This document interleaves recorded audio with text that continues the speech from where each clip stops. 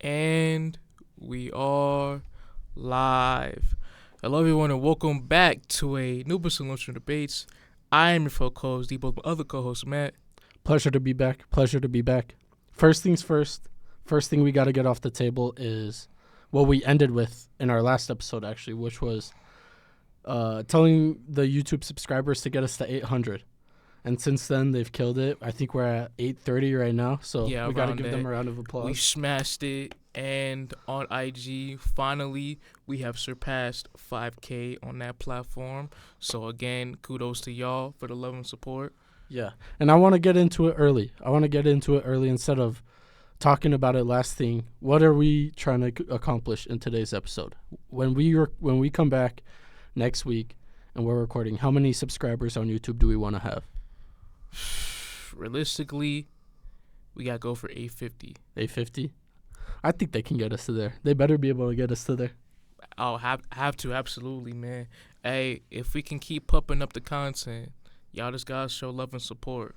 So that's all we ask of y'all. Yeah, 100%. But moving on and talking a little bit about ourselves before we get into this playoff basketball. We are close to the end of the semester. How many classes you got left? I have 2 on Tuesday. Those are both final days for me in both classes. So, I gotta knock those out.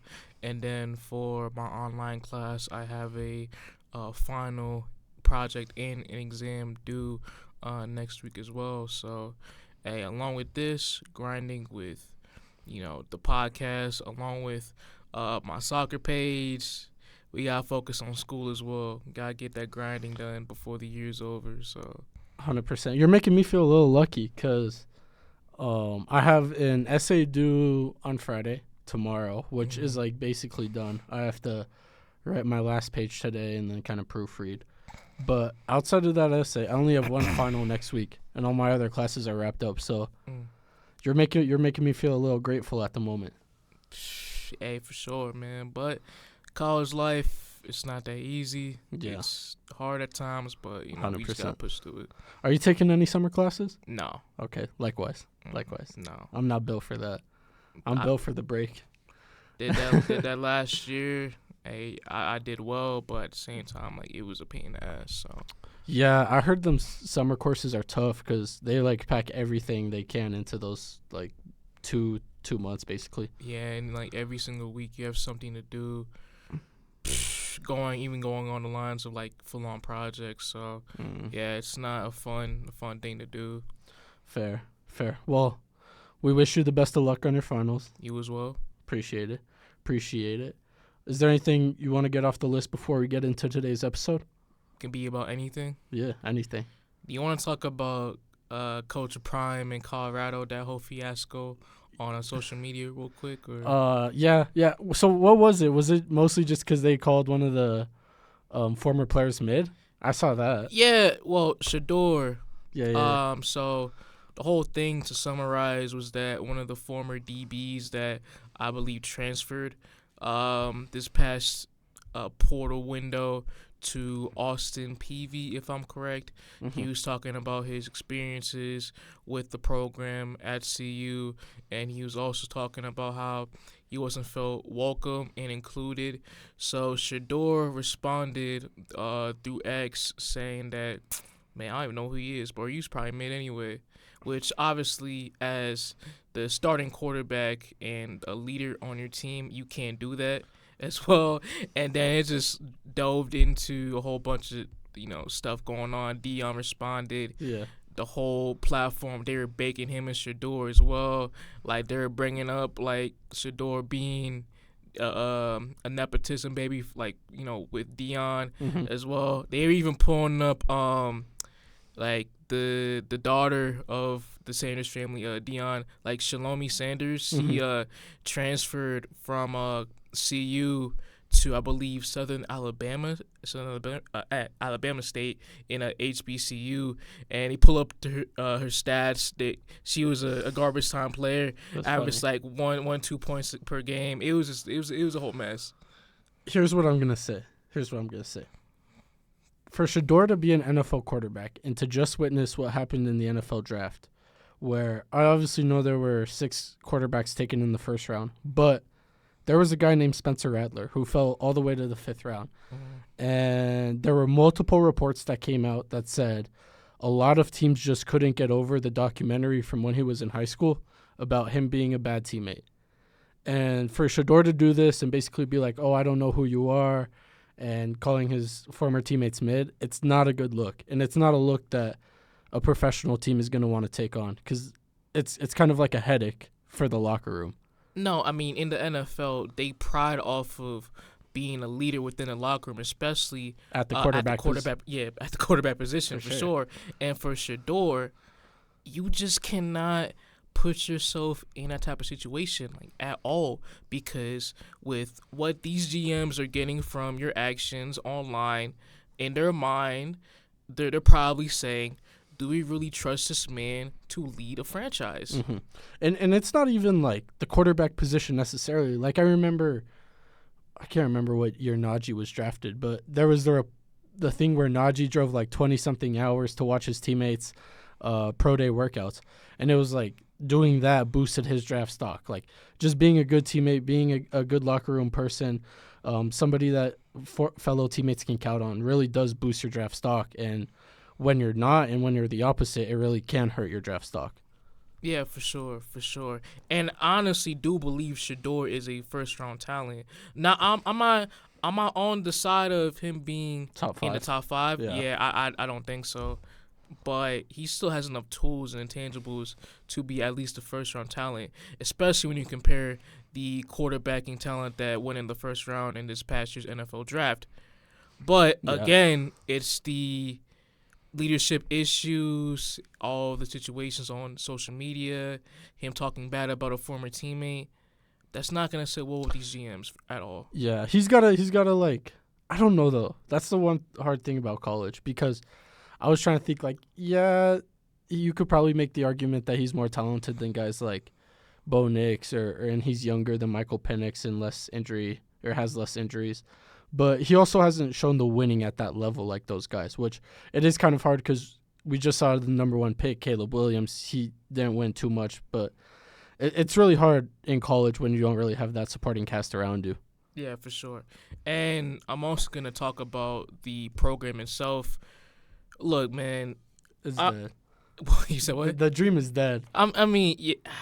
It's starting to be dead for sure.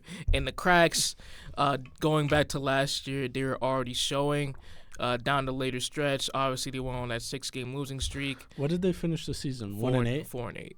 But like they started 3-0, so they finished 1-8 in the last 9.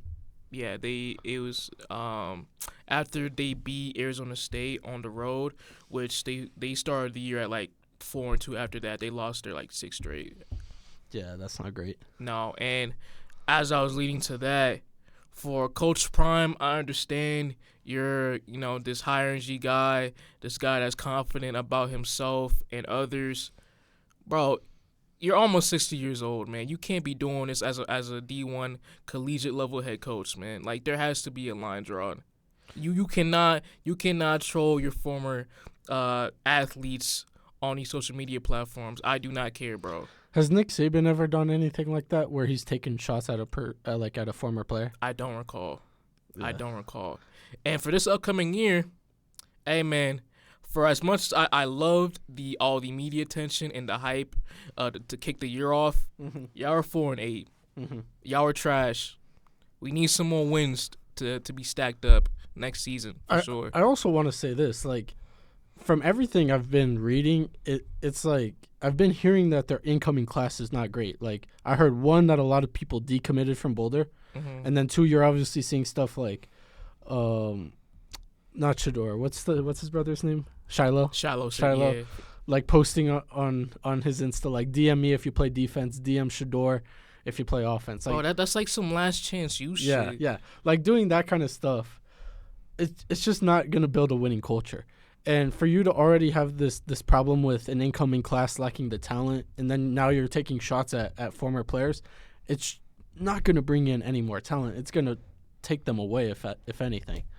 And so I just think that they're creating more problems for themselves by getting into all of this. Yeah, for sure. There has to be some form of structure. I mean, all of the extra stuff is nice, but at the end of the day, we gotta win football games. We gotta build this program up, man. Yeah. Hey, man. But we'll see. They're gonna be in a new conference this year, correct? Yeah. Big 10? No. Big 12 now? Yes. Big Yeah, 12. Yeah, Big 10 is Michigan and Ohio State, right? Mm-hmm. Yeah, not Big 10. Yeah. But hey, from their we'll see how they schedule, do. I'm looking at. I looked at their schedule a few times. Schedule's a lot easier. They gotta win 8 games. 8 games. Who's in that conference? Texas Tech. I think that's like KU, K-State. I'm gonna pull up their schedule, the teams they play. Okay. At least. KU's actually turning into a decent football program. Yeah. Shout out Lance Leopold. He's been turning that program around recently. Yeah. All right. They play North Dakota State, Nebraska, CSU, obviously, Baylor, UCF, K-State, Arizona, Cincy, Texas Tech, Utah, KU, and finally Oklahoma State to wrap up the season. Do they play Oklahoma or just Oklahoma State? Oklahoma State. Yeah, there's a lot of winnable games on that schedule. I'm hoping, oh my God, CSU wins that Colorado game. Fucking Mike Norvell gets his lick back. Gets his lick back and does this. With the shades on, too. Yeah. Nah. Oh, that would be great. Nah, that would be sick. Bro, if there's a way, bro, we have to pull up to that game. We have to, but if ticket prices are like the way they were last year, ain't no fucking way I'm spending that. Not even like tailgating? I would go tailgating. It would be a cool atmosphere to be a part of. Mm-hmm. But I'm not paying $300 to watch some XFL football. I mean, hey, it's just the atmosphere. It is. That's a large part of it. It is. I assume the game will be in Boulder, but no, it's in Fort Collins. It's at Canvas Stadium. Yeah. Nice. Jay Norvell will get his lick back. Excuse me to the audience, Jay Norvell, CSU coach. Let's hope. All right, you want to get into the episode then? Yes, we will. Obviously, the main segment, this entire video episode for us today, NBA first round recap or takeaways. Mm-hmm. Hey, man, simple as that. We're going to go through every single first-round series so far, talk about the good, also talk about the really bad, man. Yeah. Shoot, I'm going to add my own little twist to this. Mm-hmm. I'm going to put a phrase next to each series, mm-hmm. and we'll discuss. But, like, that phrase will be relevant, of course. Okay. So you'll understand what I'm getting at. Do you want to start in the West or the Eastern Conference? Let's start with the West because they had the worst matchups out of the first round. Yeah. Hey, y'all were gassing up the West like crazy. Nah. Well, look at the second round in the West and tell me. Literally, we talking about the first round though. Y'all gassing that up, yeah. I thought Timberwolves Suns would be a much more entertaining series. Yeah, me as well. Yeah. I mean, like, all of us thought it would be the best first round series. Yeah, like a war, but nah. Nah, only one team was ready for war. Yeah, for sure. But are we starting with the 1v8 matchup? Yeah, because that's like the most boring one out of all of them. OKC versus New Orleans. OKC, they swept them in 4. Hey, man, takeaways. Inexperience didn't show. That's the phrase. A lot of people heading into the playoffs had questions about this Thunder team and specifically their youth. Obviously, it was the majority of players' first time in the playoffs, like a J-Dub and like a Chet Holmgren. And they really didn't show their youth. They closed out each and every single game. They were great down the stretch, which is where you would expect their youth to show, if at all. And they won both games on the road. They looked more convincing almost on the road than at home, which I thought was pretty interesting. But yeah, complete dominance in this series. Really impressed with the OKC Thunder. Yeah, just as simple as that. Other than game 1, obviously, with this very young core, they're very composed. They controlled the rest of the series. Shea, who I thought was going to be perfectly fine in a playoff scenario, he came through. J-Dub had a phenomenal series. Chet was great defensively. And, man, shout out Lou Dort, too, as well, man. He was brilliant as that X factor. I told you that shooting was legit during the regular season. Yeah, man. Locked B.I. up throughout the whole series. Great three-point shooting as well. You can't ask for much more than that. I am curious for the Pelicans' perspective. Where do they go now? I'm really curious to see what they do with a guy like Willie Green because, look, I understand that they were obviously the underdogs in this series, especially without Zion. I don't think a lot of people, if any, were picking them to beat the Thunder. Mm-hmm. But to get swept and to not really look competitive in any of the games outside of Game 1 and the first half of Game 4, I think that there has to be some questions. Okay, going through the lens of the Pelicans front office, they're going to give him an extra year. Yeah. Just because I think they will. Zion was injured. But in my opinion, he has his flashes, Willie Green, but I just don't think he's that guy to lead the Pelicans moving forward when you talk about making a deep playoff run. And I know the roster, it has some deficiencies. I've been on this for a while now. They need a point guard desperately, an actual play initiator. CJ, he has his moments, but he is not it at all. I remember less than a year ago, actually, we were both saying, why don't you look to trade CJ and something else for James Harden, who's begging to get out of Philadelphia. And I obviously know James Harden had a really bad game last night. That was like one of his notorious playoff stinker games. But his playmaking is at a completely different level than what CJ McCollum's is. And so I would have at least liked to see them make an effort to try to get him. Yeah, for sure. Hey, man, we've talked about this outside the podcast. But with my idea, if they were to make a trade to improve this roster, they got to call Cleveland. They need to ask for Darius Garland. I thought you were going somewhere else. I thought you were calling the ATL. No. They're not getting Trey. I saw this from per sources, and this is a bit unrelated because it's not point guard talk. But obviously B.I. didn't have a great – well, one, he didn't have a great play-in. The play-in 2 games, he wasn't great. Obviously got benched in the fourth quarter of the Lakers one. And the series, he kind of was a non-factor, relative non-factor. Right now, who would you rather have? Michael Porter Jr. or Brandon Ingram? Oh, MPJ does have the Jokic tags. He does. But he also is a much better three-point shooter, undeniably. Right. When it comes to building a roster, who would I rather have? I'm going to go with MPJ. Ooh. See, I thought when you said building a roster, I thought you were going to say Ingram. No, I'm going with MPJ. Ooh, I like that. I think undoubtedly if you're like a contending team and you already got pieces, I think the obvious answer is MPJ just because he doesn't need like a ton of touches. Like he can just spot up and shoot 45% on the catch and shoot. Yeah, and he also has a much better all-around game. He's massively improved as a defender since he's been in the league. Great rebounder as well for his position, and also, like you said, just the efficient shot making as well. Also improving as a slasher and getting inside, creating easy shots as well within the rim. I'd rather much have him than Ingram if we're going with that hypothetical question. Yeah, I'm trying to look right now to see what MPJ averaged rebound-wise in the series. First versus LA? Yeah, I heard. I have him right now. I have it right now. A double-double or no? He had 8 rebounds. 8 rebounds, so close to. 8 per game. Yeah, that's pretty good. The one thing that I think B.I. definitely has MPJ on is the playmaking. I personally think B.I. is a underrated playmaker. And then on the flip side, we know MPJ's nickname is Never Swing the Rock Porter Jr. But, I mean, when you're shooting as good as he did first round, maybe you don't want him swinging the rock. At all, nah.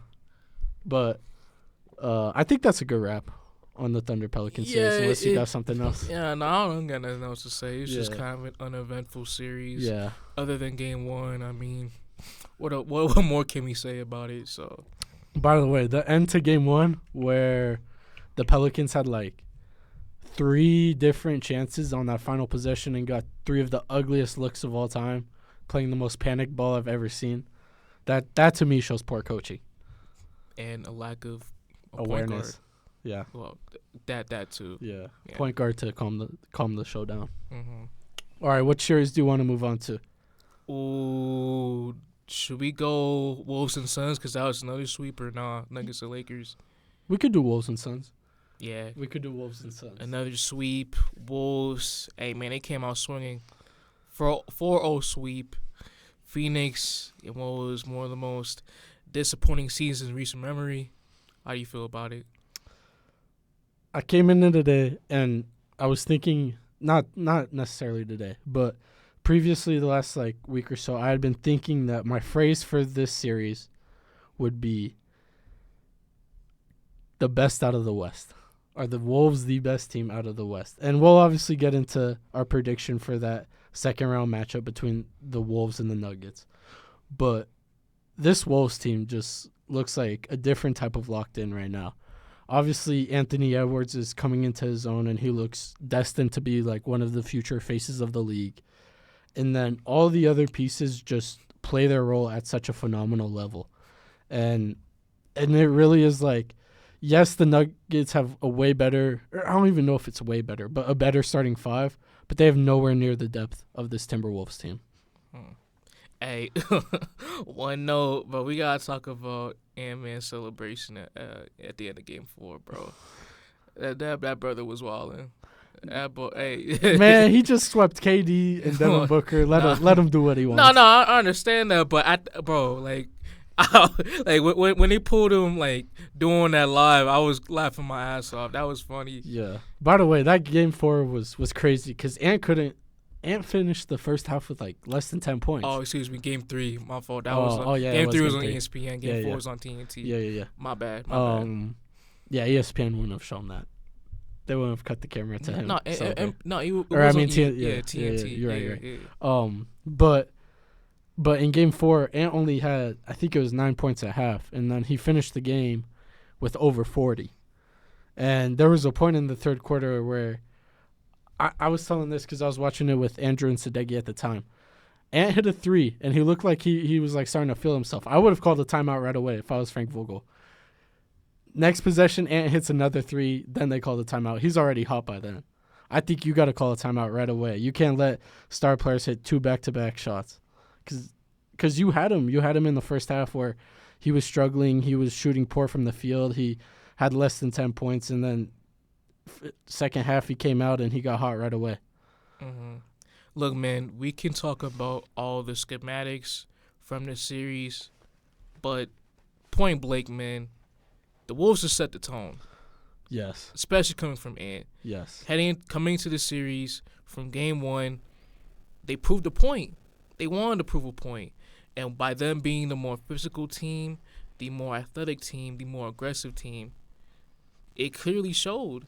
It was straight wire to wire, fully controlled throughout the series. Mm-hmm. And the way Ant performed as the star guy against Phoenix, it reminded me of back in the day where you had a younger LeBron and even a younger KD, where they just beated you physically and even mentally as well. Mm-hmm. So much that for the opposing team, you're just bro, this guy's too good, man. We can't beat him in these guys. Mm-hmm. Yeah, I mean, I bet that there were times where I felt like that for the Suns. I also feel I think it was Game 1 where Phoenix led at half.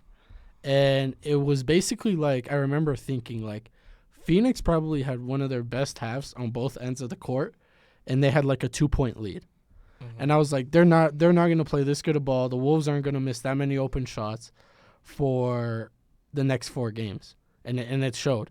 And yes, Devin Booker and KD did everything they could in that Game 4, where I think both of them finished with over 40 points.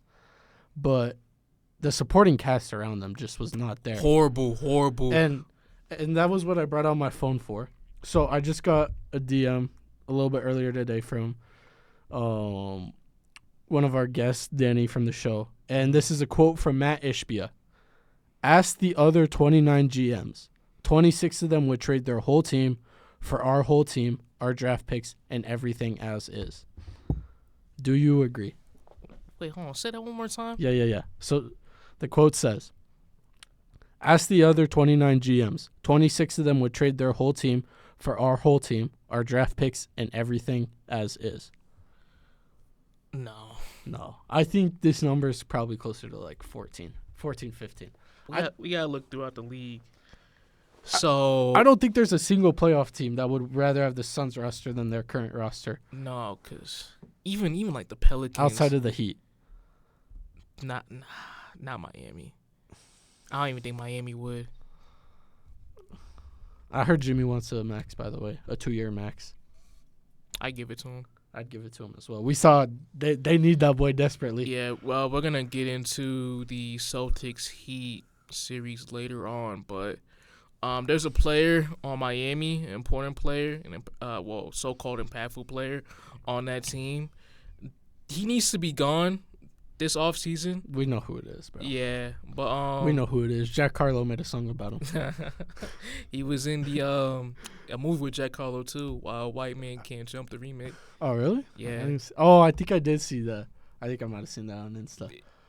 I'm not gonna lie, it was kind of mid, but hey, it was a good time filler of a movie. But shout out Jack Harlow though, you got paid, and all the other people too. Yeah.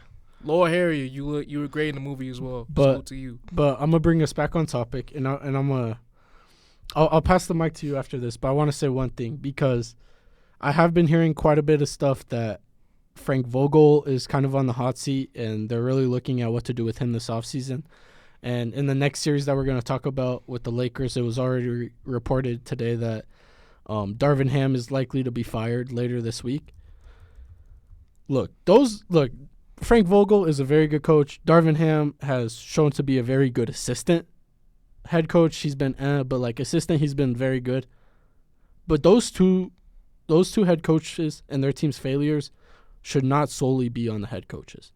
And we have to take a really big look at the Suns roster. We have to take a really big look at the Lakers roster, because I don't know if you put Spo on this team, if you put Pop coaching this team, if you put Mike Malone coaching either of those teams, I don't think either of the first round series are different. And I think that it's just because the rosters lack the talent. Yeah, I agree with you as well. James Jones and Rob Pelinka, GMs of the Suns and Lakers respectively, y'all put on surveillance. We see y'all. Mm-hmm. And I'm going to give Pelinka a little bit more lenience. Because we saw that team in the conference finals. Yeah, and obviously they wanted to chip in the bubble, which they were one of the most stacked rosters in that season. James Jones, even though they went to the finals. But I think... Since then? Yeah. Hey, man, the record looking shaky. I think Pelinka's is honestly more under surveillance if you want to bring that 2020 into question, because the Lakers 2020 bubble year, I know that they obviously had Dwight Howard starting at center during the final, but they had a starting five at one point of Caruso, KCP, Kuzma, LeBron, and AD. Mm-hmm. And they traded some really good role players in KCP, and we've seen what he's been able to do in Denver as a role player. We've seen what Kuzma has been able to do, and we obviously know what Caruso brings to the game. And they traded that for name-chasing a guy like Russell Westbrook, which Russell Westbrook is first ballot Hall of Famer, but he's not going to be the piece to fit with LeBron, and he's not going to be that team to keep you in championship contention. No, from like day one, it was clearly a horrible fit. Right. I mean, 3 ball-dominant players where, for us, when he doesn't have the ball, his impact is very limited, offensively especially. Right. So from the get-go, that wasn't a good move at all for LA. Right. I don't understand why they made that decision. And then to Pelinka's credit, yes, he did make the mistake in trading for Russ, but I believe it was last trade deadline where he flipped it to Vando and D'Angelo Russell and Malik Beasley, who's now off the team. But at that time, it looked like really good. And obviously they went on a crazy run and ended up making the conference finals. But at that same time, you lost in 4 in the conference finals. And I understand you can say, oh, well, LeBron got injured during the regular season and stuff like that. You didn't take a game off of the Nuggets, and most of the games weren't close. And I kind of... Wait, well, no, most of the games weren't close last year? Well, which game 4 was close? I don't know. All the games are pretty close to me. No, game 1, that was crazy blowout, and then Lakers how was game 1 a blowout? Game 1 last year? Bro, game 1 last year? Was the crazy blowout, and then Lakers made the fake comeback, and then Nuggets won by, like, a good amount. brother, we're not gonna have this conversation of that series not being close. Although Denver was clearly the better team in that series last year, as they were this year in the first round. Mm-hmm. It was a pretty close series for a sweep. I think this year's series was closer personally. It was closer. Yeah. But at the same time, though, the total differential between the two teams and all the games that were played, it was close. I mean, are we counting? I don't know. Like, if we're counting game one as close, like, I don't know what scoreline says, but weren't Nuggets winning by 30 at one point in game one? No, it wasn't. But what series did you watch? Game one? Game one? No, they weren't. They weren't down by so much. They weren't down by 30. They were down by a minimum 20 at one point. Bro, you are making up scenarios in his head. This man is making up scenarios. Nah, we're about to pull it up. Game one. Please. Let's see if I can find it. The final was 119-107 for game one. Let's see if it'll let me go to a point in the game. This year, right? No, last year. Last year it was 126 to 132. 126 to 132. I'm looking at Dibo reference right now. That was the official box score for game one of that series. Oh yeah. I just got here. Damn, that's a crazy score for a playoff game, especially in the Western Conference Finals. That is. That was playing no defense. Well, I mean, I'm not gonna say that. It was some crazy shot making. That was me being ignorant. My fault. I can't find it. Go. After this, go ask Danny about that first half game one. You making I'm not. Go ask Danny. I will. He'll say that they were down 20. I promise you. Nah, I don't remember. I remember that. And then they had this is the Rui adjustment. Put Rui on Jokic, and it looked good for the second half of game one. Nah. And then we've seen how many games they've won since. Nah. I mean, which Rui, by the way, had an awful series. He was terrible. But you want to go back to Wolves Suns? Yeah. I mean, I feel like I've said most of my bits. You got anything else to add? I mean, just I want to bake on the rotation Phoenix had. Like you said earlier, other than KD and Beal, the KD rest and of Book. Especially not Bradley Beal, KD and Devin Booker. Yeah. The rest of the Suns' rotation was pretty much non-existent. Nurkic had no impact. Nurkic was horrible this Royce O'Neal was atrocious. Mm-hmm. Oh my God! As a 3-and-D guy, the primary point of attack defender, bro. This dude was getting his ass baked the whole series, bro. He was so bad. Josh Okogie had to step in. He was automatically way better than O'Neal in that series. What I didn't like was game 4 when Eric Gordon couldn't hit a shot that Frank Vogel kept him on the court. Eric Gordon's so bad. Like, if Aaron Gordon's not hitting his shots, there's no reason to have him on the court. Complete liability. Yeah.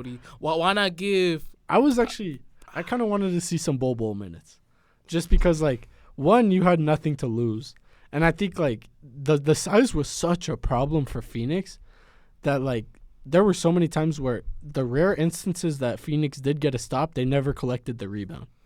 And so just to put on some size onto the court, to affect Cat, like, in a sense, because Cat was basically having his way with whoever was stopping him. And Anthony Edwards even was saying that in a presser where, like, if Cat doesn't foul out or if Cat's not in foul trouble, he's baking them.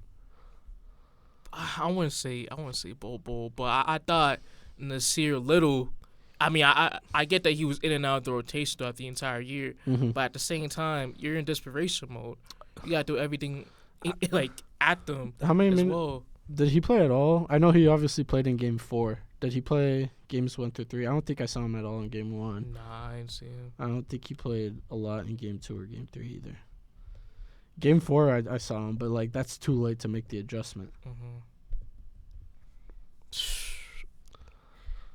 I mean, it was bad. Yeah. Bradley Beal was bad too. Game 4 was atrocious. Everybody cooked him for that. I didn't like when he got subbed out after he fouled out the game. Just the interaction between him and Vogel, Mm-hmm. like, just the body language was off when he walked past him, and obviously, after the report that Shams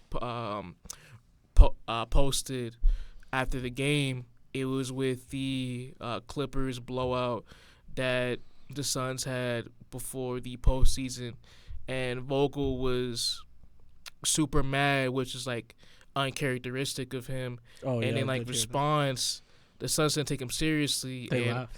yeah, one player even laughed at him. And just going back at that interaction between Beal and Vogel, and just reading that report, that just speaks volumes, and that just tells you how much they don't respect Vogel as a coach, even though he's a pretty solid coach in this league. Well, I think it just starts at the top with Matt Ishbia obviously being the owner, the new owner for that. And obviously he wanted to make all these moves and try to win now. And so rather than trading these pieces that like a Mikal Bridges and like a Cam Johnson, who, yeah, they don't look good as a 1 and 2 option on a team, but they're a very good 3 and 4 option on a team. And we've seen that before, obviously, in that championship run.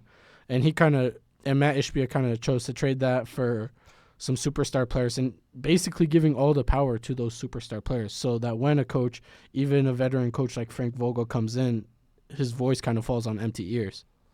And not only the superstar players, but non-leaders as well. Like, Yeah. who is really the leader on that Suns team? Booker, probably, yeah. I know KD's not. He already said that the coach is the leader on the team, and they asked him too about like who's the leader on the court, and he was like, we just come around Frank and have him lead, with those situations. At some point, if you have that much high-end talent on that team, there has to be a very vocal leader within said roster to lead the team in important situations and in high intense moments like this. Mm-hmm. Who's the Celtics leader? The Celtics leader? Yeah. Tatum. We have multiple leaders as well. Don't worry about us. I'm just trying to look around teams. Yeah. Who's the leader on the Knicks? Since you want to get personal. So leader on the Knicks? Yeah. Too many. Okay, so just like us. Too many. Oh, I mean, okay. like, it's like I don't know. That Right. The Knicks are a Right. good example of like a well coached team that kind of the coaching, you can tell, falls onto the players, and the players kind of emphasize the coach's remarks. Okay. Hey man. It's like Hey. it's not Heat culture-esque, but I feel like it's like on that path with the Knicks. Fair. But like obviously Heat got Spo and Jimmy. That's all you really need, even if UD is gone. Mm-hmm. But should we move on to Nuggets Lakers? Yeah. All We right. already talked about it previously a little bit too. Yeah. My phrase actually for this one is a question. Is there concern? Obviously, I think for all 5 games this series, the Nuggets were down at halftime. And I understand that the Nuggets won 4-1 in the series, and they looked really good in the second half of basically every single game outside of Game 4. But you can't go down. You can't be down double digits at half against the Timberwolves. You're not going to win that series. And do I think that they're going to come into the Timberwolves series with a different mentality? I do. Do I also think that sometimes things get stale when you've played a team 11 or 12 times like the Lakers? I do. But I have to go off what I see. And what I see is that they're just not starting games with the right type of energy or momentum that you want. And that leads to some concern. I just want to say that this man, Matt, got this hypothetical for me because from our group chat, I was thinking the same way. Well, I don't want to say from you because I think most people are thinking this. But from our group, they're still my favorite. right? They're still my favorite. Obviously, like Celtics bias aside, they're my favorite as well But too. I mean, I don't know how you can be down double digits at half for 4 games, be down at half for the other, not double digits, but be down at half for all 5, and just have no concern. Like, the alarm bells aren't ringing. I think they're ringing for Nuggets fans. I think they're ringing for the average spectator as well. Mm-hmm.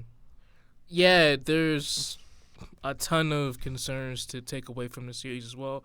Obviously, you have, I mean, even though he did ball out in the closing game, Jamal Murray, his calf injury as it lingers throughout this series against Minnesota, how much of a concern is that going to play? Again, the bench, Reggie Jackson, in the minutes he had when Jamal was on the bench, he was not good at all. He was hijacking the offense. Same stuff that happened in the regular season as well.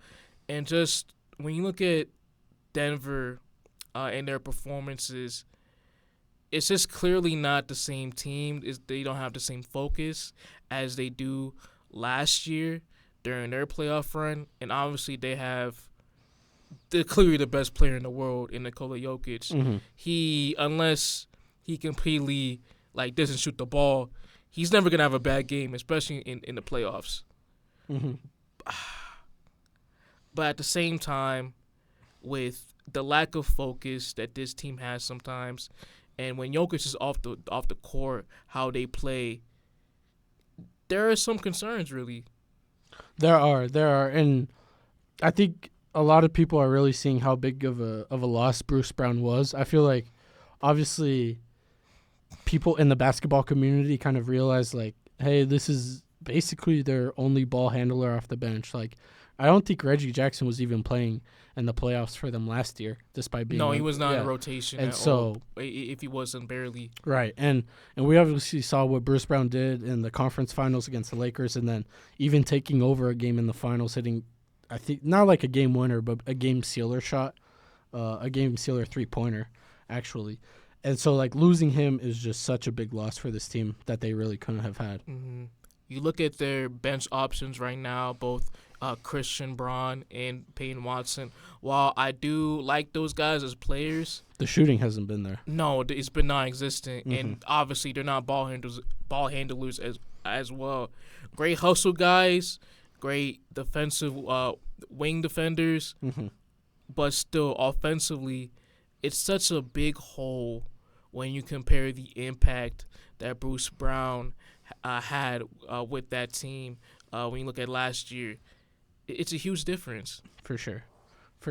And I know that they obviously have some money off the books this offseason because KCP's a free agent. They're obviously going to want to bring him back.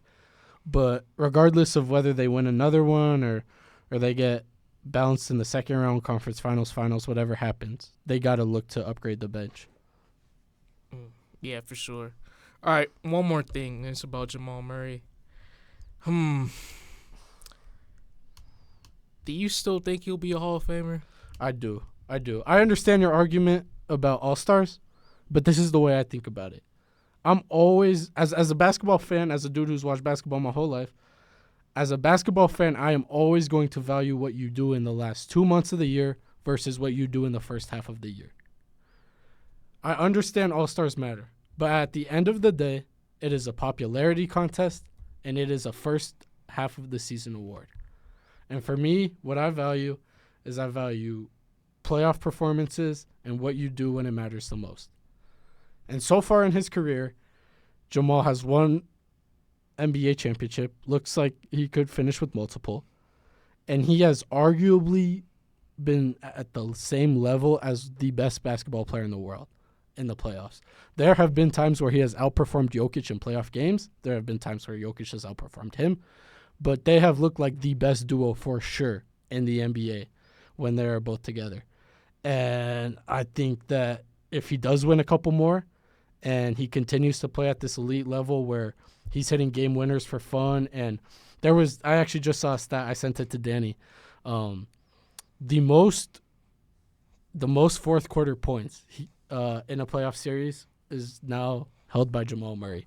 It used to be held by Michael Jordan. I can't remember who he did it against, but now Jamal Murray against the Lakers holds the most points for fourth quarter averages in a series.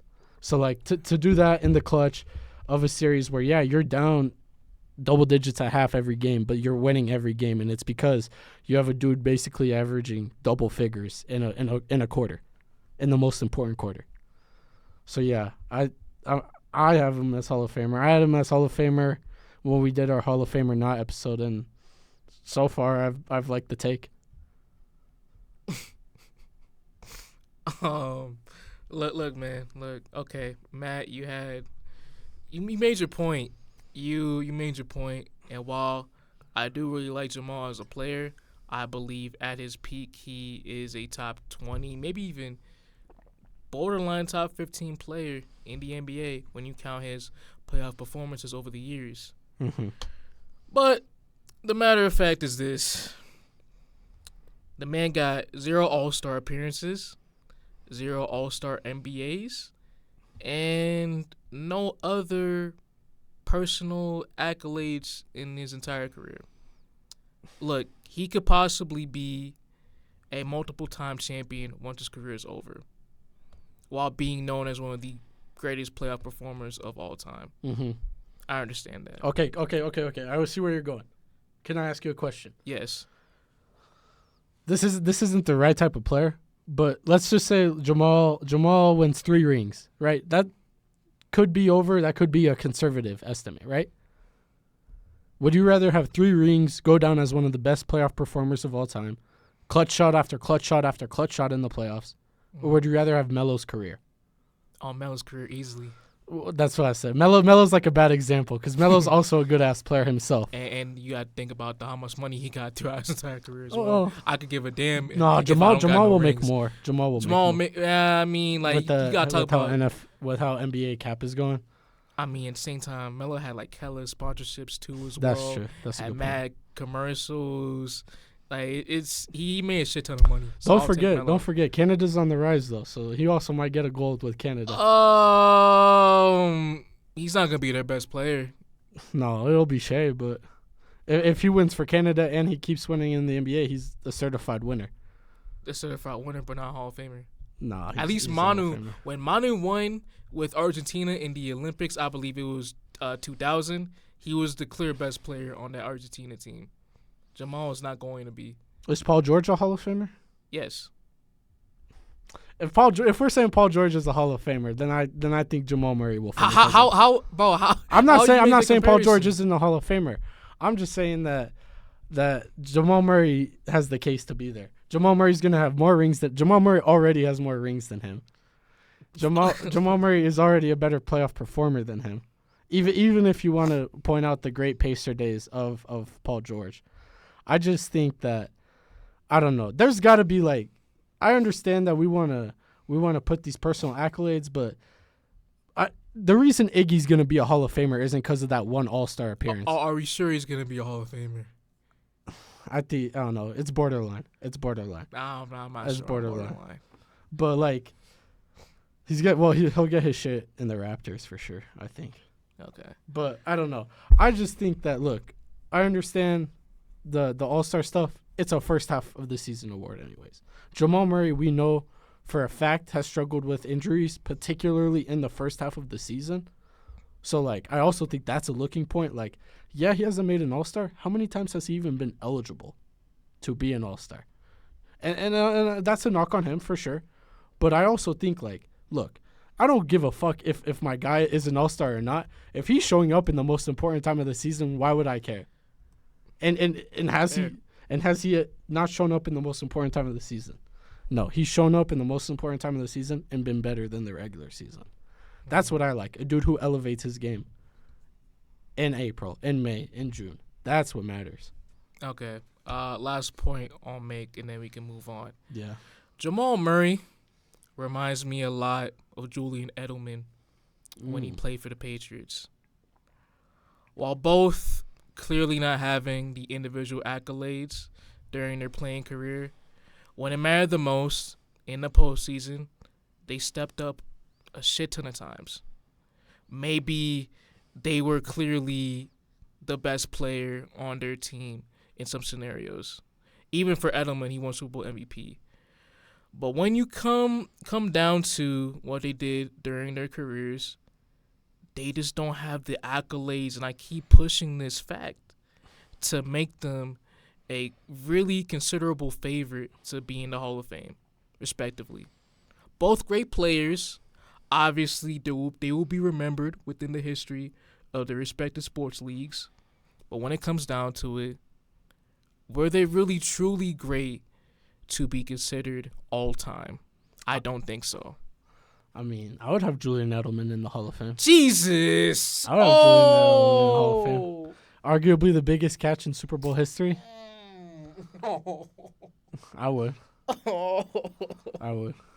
Oh, yeah. Oh. Well, maybe. I don't know. He might not have the length to his career. Because what was Edelman's like? Edelman really was like 5 or 6 seasons of real class. Okay, so at the start of his career, he was a special teamer. teamer. I actually probably don't have Edelman. But like at the start of his career, he was a special teamer. Yeah. But until his 5th year, I think that was the year where like Gronk tore his ACL and he had to step up as the main weapon. That's where he really shined. So from 2013 to about 2019, that was like his peak as a player. Okay, then all right. How about this? Who's got a better Hall of Fame case, Edelman or Mike Evans? Oh, Mike Evans, easy. See, I would give it to Edelman there. Oh, I would give Edelman the nod. And I'm not a big Mike Evans Hall of Fame believer as well. Like, but no. Nah, I think another good example of it is like the Matt Stafford stuff. I also think like we also just have to look at the talent of the league. Like there's only a certain number of guard spots in the NBA, and you have a conference where you have Shea, Luka, Steph Curry, Devin Booker, John Morant, Anthony Edwards. There's only a certain number of guard spots per conference.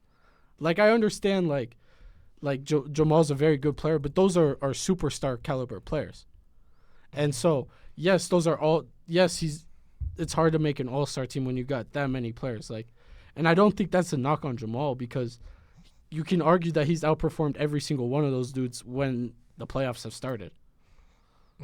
So if he was in the East, which that's a whole completely other situation, a whole other scenario. If he did play in the East – with his production, you would think he'd have an all-star by now, is what you're saying. Yeah, I mean, it also depends on his health because that has been a really big problem of his, especially at the beginning of the season. But I don't know. I mean, if you put the Nuggets in the East, of course. Okay, so he would be Chris Middleton, basically. No, he's better than Chris Middleton. I'm a big Chris Middleton dude, but like I think he's better than Chris Middleton. Chris Middleton has 3 All-Star appearances. Okay. 1 a ring. Okay. And when it mattered the most, he was great in the finals. You could say he was the Bucks' not best player, but most clutch player. And where was he last year? Especially during that finals series. And what did he do last year? Oh, he was banged up, but hey, look at what he's doing this year. Jamal Murray's been banged up every playoff run and been great.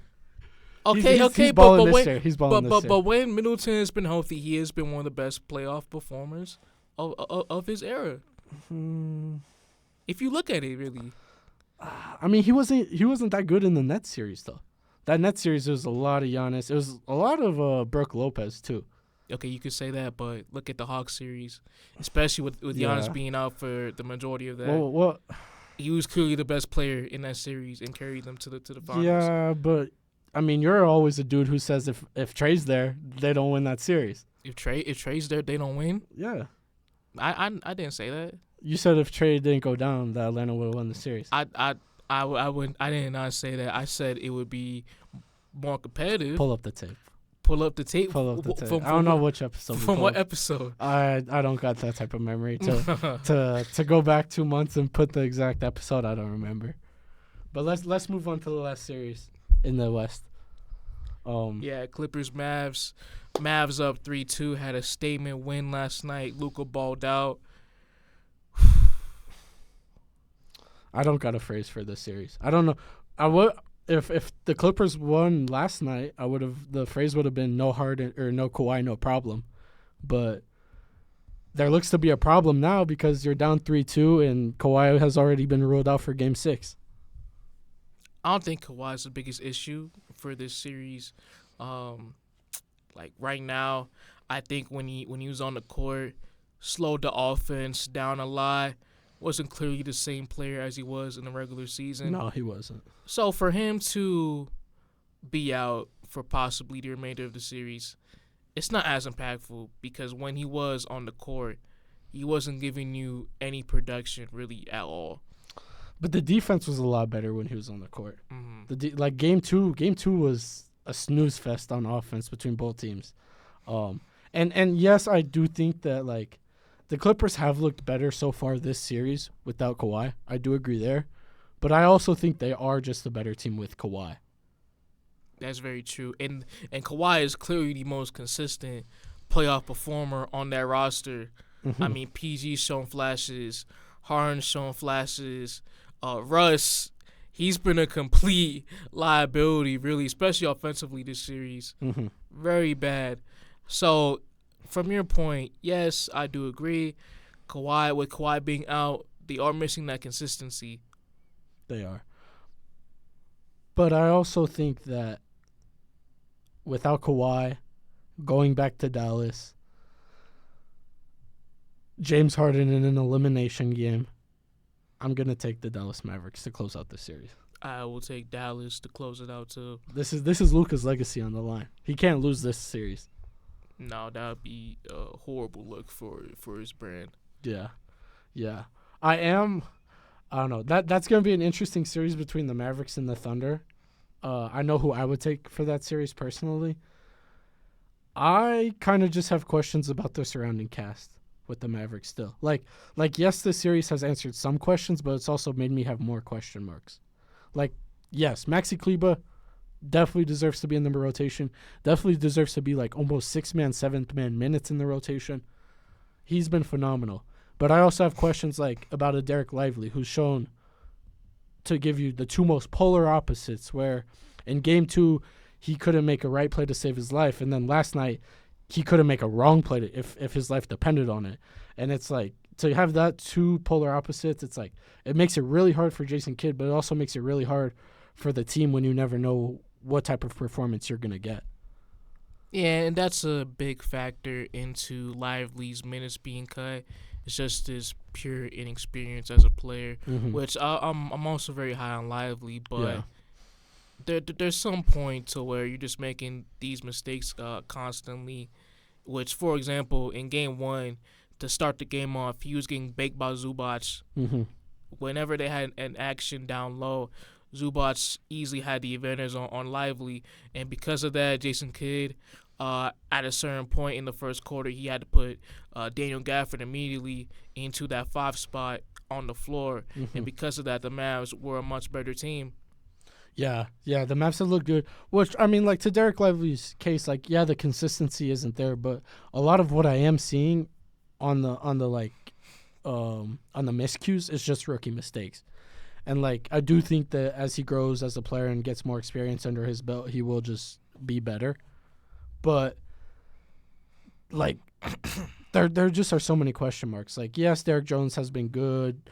Yes, Josh Green hit a very clutch timely three at the end of the third quarter last night. His impact has been hot and cold. Offensively, it's mainly been non-existent, really. Yeah. And that's really the biggest problem with this Mavericks team is, like, yes, I'm picking them to win the series, but outside of the top two guys, and honestly, Maxi Kleba has been phenomenal this series. There really just hasn't been consistency 3 through 8, 3 through 9 on this rotation. Yeah, I agree with you with that as well. Even with the PJ Washington too, shown a lot of hustle, shown a lot of fight, a lot of grit throughout the series, especially when he did that pose. He hit the and then PG hit it back at him. Yeah, he did. But hey, just again the grit and the toughness shown from him. But defensively, especially in the point of attack, he's been at times very poor. I remember down the stretch of game 4, down the stretch, James Harden, they had the action on him, mainly in like a 1v1 situation, and every single time on the perimeter, it was like near the top of the key, 3-point line. Harden was able to blow by PJ, easy floater, layup, all that other good stuff as well too. Mm-hmm. Yeah. PJ Washington, he's kind of it's the story of this Mavs rotation, basically, like icy hot in a sense. And I want to flip sides to the Clippers' point of view, because if they do go to Dallas tomorrow and they end up losing like me and you are predicting, is this the end of their I don't know what you want to call it, their Kawhi and PG era, their contending era?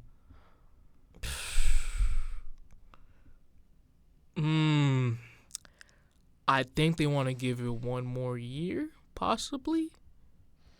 I can't keep getting into the one more year with this team, because how many years has it been one more year? Understandable as well too.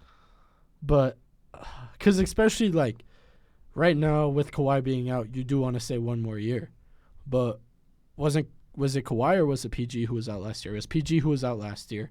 And then Kawhi, he got hurt the year before. Well, I was gonna say in that series versus the Suns, Phoenix. Yeah. His body just shut down, and that's a big factor on whether or not they want to run it back to is Kawhi's overall health. Because if you remember, what was the biggest concern I had with this Clippers team heading into the series? Kawhi's health. Exactly, and look what's happening now. Yeah, already ruled out for Game 6. But I don't know. I don't really like. Yes, you had the great run where I can't remember their record at this point, where they started 0-6 when they first got Harden, and then they went on the crazy run, became the NBA's hottest team, and they became the NBA's hottest team, and then a couple months later, nobody wanted to talk about it, but they were 500 for basically like a 2-month stretch, and I don't know. I feel like we've kind of seen this team like not even reach their peak, because we never got to see them healthy, but kind of just run their course.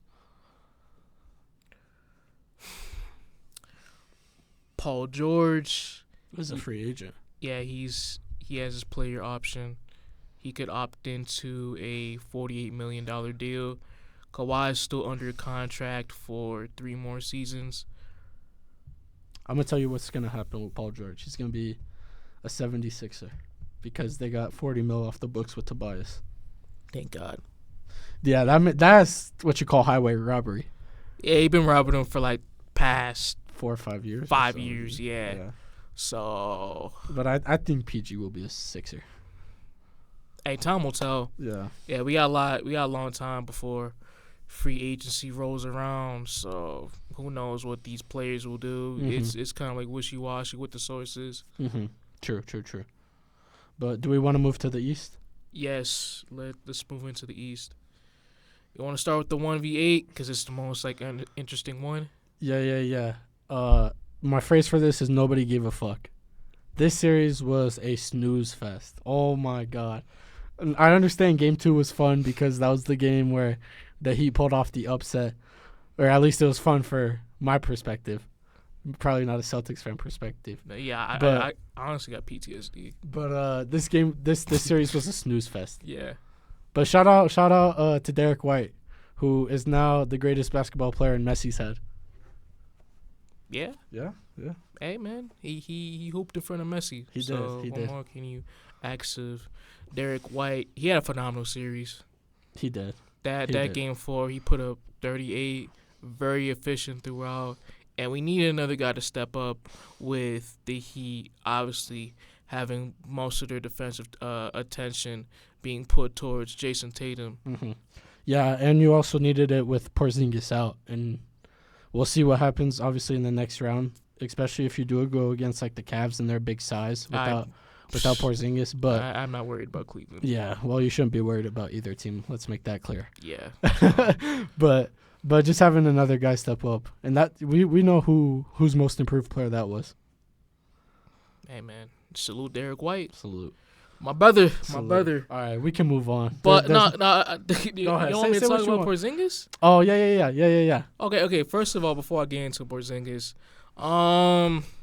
damn. As a fan, when we like beat them in Game 5 yesterday, I kind of felt nothing because obviously the Heat were a depleted team. And while I do like smacking Miami, it just didn't feel the same, man. It really didn't. I wanted to feel something, but nah. But hopefully around this time next year, but, it could be sooner, as it usually is. We can play them again, and we'll smack them again with a full healthy roster. So not worried about that. But going on to Porzingis' injury, while I believe that I think for our run, we'll be fine when it comes to the East. Although the Cavs and Orlando, they have their big rotation is pretty good. Like it's huge, especially with Cleveland, consisting of Mobley and Allen. But I just think the talent differential, overall spacing, and just quality, like, again, talent and coaching between us and the Cavs or Magic, I just don't think that's going to matter, really. Yeah, I agree. Didn't you also want to say something about Tyler Hero? Oh, yeah, that man got to be gone. Well, first of all, we baked the shit out of Tyler Hero throughout the series. Like, whenever they were in, like, man-to-man, instead of being in that typical zone, like, we baked him. We cooked him, and it wasn't even, like, the only guy that was getting baked. Because Lamar was getting baked. Jaime Jaquez, when he was playing, he was getting baked. Like, other than Bam, defensively. And Haywood Highsmith. Yeah, Haywood Highsmith. Like, it was a lost cause for Miami defensively if they weren't in that zone.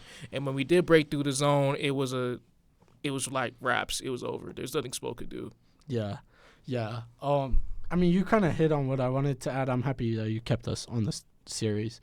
But I think that this is something we actually mentioned in a previous episode. But the Heat got to change something this offseason. And whether that is Tyler Hero or bringing in just a third piece and having Tyler Hero go back to that sixth-man role, whatever it is. P can't be on the team. It can't be the same thing for the Heat where, we have to make it out the play-in. We have to be an 8-7 seed and go against one of the better teams in the first round. And we can't make it so the Heat culture has to get tested and we have to do the craziest stuff, go on the craziest runs, do the unprecedented. Like, no. You gotta commit to the regular season. You gotta tell Jimmy, hey, I understand that you love to be this playoff Jimmy, but we need at least like 75% in the regular season. We need Bam to commit to actually trying to get that depoy, and we need to take the regular season seriously starting now. Yeah, I agree with you 100%.